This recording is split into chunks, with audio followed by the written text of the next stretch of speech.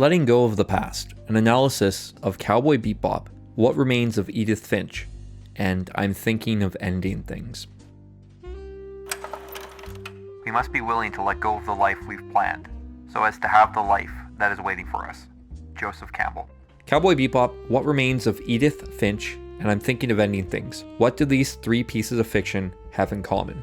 For one, they're all something I've experienced lately, but beyond that, they're three profoundly vivid, bleak realities of what happens when the past is held on to. We want to escape into our head-created fantasies to escape the trauma of our past, but in doing so, we can never move on, and ultimately learn why our past mistakes need to be something we carry as scars, not burdens.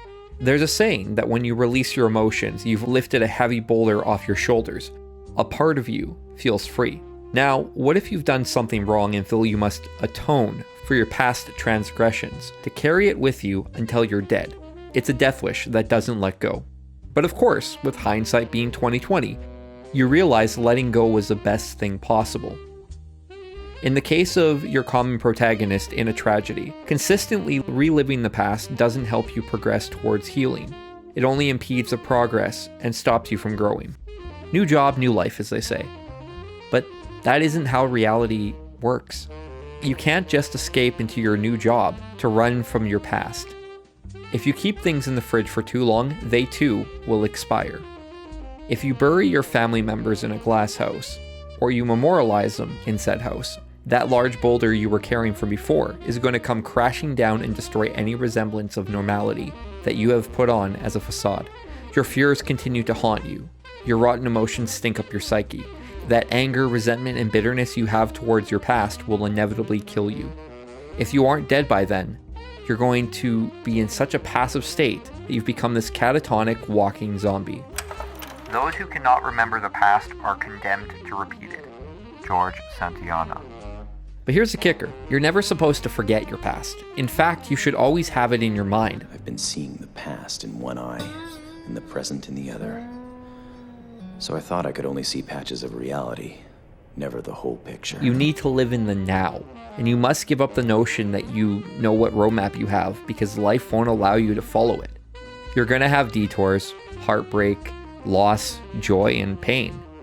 Edith Finch returns to her broken, mysterious home to unravel her family's past.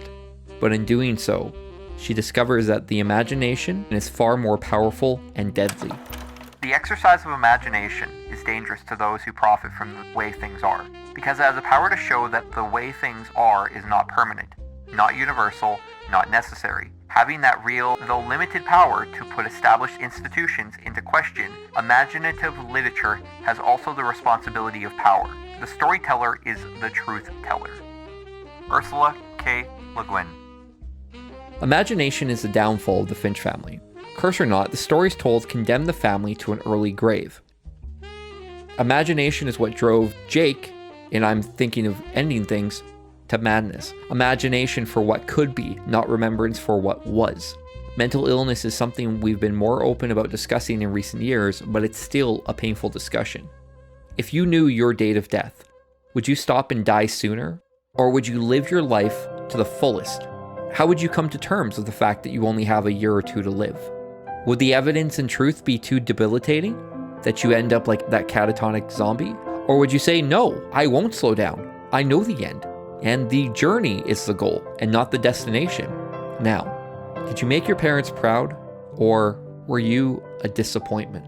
Now, as you continue to look inside yourself to forgive the transgressors, you need to ask yourself, how can I grow from this? How can I accept my mistakes and keep being human? As we are born, we die. What's the point in holding on to the hurtful past that stops growth? Because in the end, it doesn't matter. However, that's the problem. It's always easier to say than do. As I'm sitting here packing up my room, packing up all the stuff I have with me in Vancouver, preparing for a new future, I'm throwing away all the junk, all the broken things I hoarded, to give myself a sense of control in the past. Of course, I may need them in the future. But when the time comes, I don't want to keep asking myself, what if? Because frankly, I've lived a life full of what ifs. They've gotten me almost nowhere. Once you begin removing the garbage, it becomes easier and easier. You just have to try. Ultimately, it's this. Life is worth living, and the past is something you lived through, not something you continue to live in. Don't forget your past self in the search for your future self. Don't draw out the blueprints for your life. Just live it. We are only human. It's no use going back to yesterday, because I was a different person then. Lewis Carroll. So that's the story. And what was the real lesson? Don't leave things in the fridge.